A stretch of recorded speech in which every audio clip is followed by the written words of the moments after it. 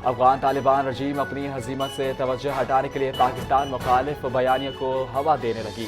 طالبان نے افغان صوبے غور سمیت متعدد علاقوں میں بچوں اور مزدور طبقے کو پاکستان خلاف احتجاج پر مضبوط کیا۔ مظاہرین میں کم عمر بچوں کے نعرے بازی اور احتجاجی سرگرمیوں کا حصہ بنایا گیا۔ ماہرین نے افغان طالبان رجیم کو اس عمل کو شدید تنقید کا نشانہ بنایا۔ کہا کہ شدت پسند عناصر نوجوان نسل کو اپنے سیاسی اور مکرو بیانے کے لیے استعمال کر رہے ہیں۔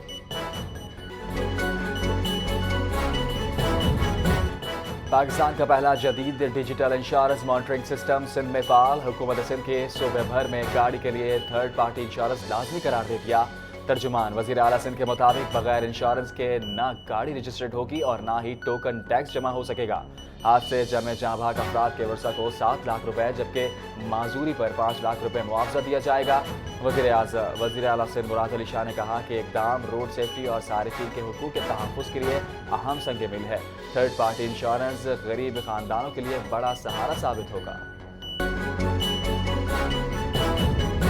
خواتین معاشرے کی ترقی میں اہم کردار ادا کرتی ہے۔ کراچی میں سینئر وزیر شرجیل انعام میمن کا تقریب سے خطاب۔ شہید محترمہ بے نظیر بھٹو کو خراج تحسین پیش کیا۔ کہا کہ جب بی بی شہید کو حکومت ملی تو انہوں نے ملک کو کامیابی کے راستے پر چلایا اور پاکستان کو میزائل ٹیکنالوجی دی۔ پیپلز پارٹی کے پہلے ویمن پولیس اسٹیشن قائم کیا اور بے نظیر انکم سپورٹ پروگرام بھی شروع کیا۔ انہوں نے مزید کہا کہ اس وقت پوری دنیا پر جنگ کے بادل منڈلا رہے ہیں لیکن دنیا کی کوئی طاقت پاکستان کو میلی آنکھ سے نہیں دیکھ سکتی۔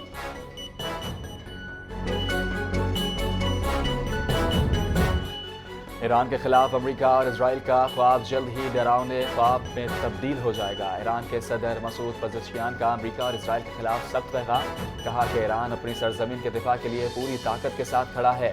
ایران کسی کو اپنی سرزمین کی 1 انچ پر قبضہ نہیں کرنے دے گا۔ کسی ہمسائے ملک کی سرزمین سے ایران کے خلاف استعمال ہوئی تو مجبوراً جواب دینا پڑے گا۔ ایران امریکہ اور اسرائیل کے خطے میں کشیدگی پیدا کرنے کی کوششوں کو مسترد کرتا ہے۔ انہوں نے واضح کیا کہ ایران کسی بھی دباؤ یا حملے کے سامنے جھکنے والا نہیں۔ ایران کی خود مختاری اور سرزمین کا ہر قیمت پر دفاع کیا جائے گا۔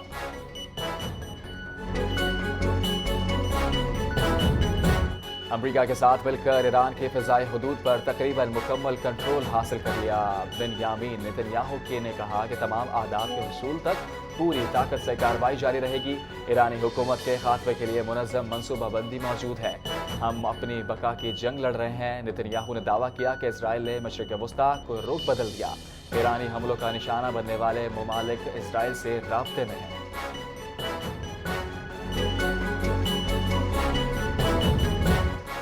شہر قائد کراچی کے ڈکیتی وارداتوں میں ملوث میں مسلسل اضافہ۔ ڈسٹرکٹ سینٹرل ملیر اور کرنگی میں متعدد وارداتیں report C C T V footage NTN news نے حاصل کر لی۔ خواجہ اجمیر نکری تھانے کی حدود میں 2 مسلح ملزمان نے ریڈائٹ روٹ میں دھار کر میڈیکل اسٹور کو لوٹ لیا۔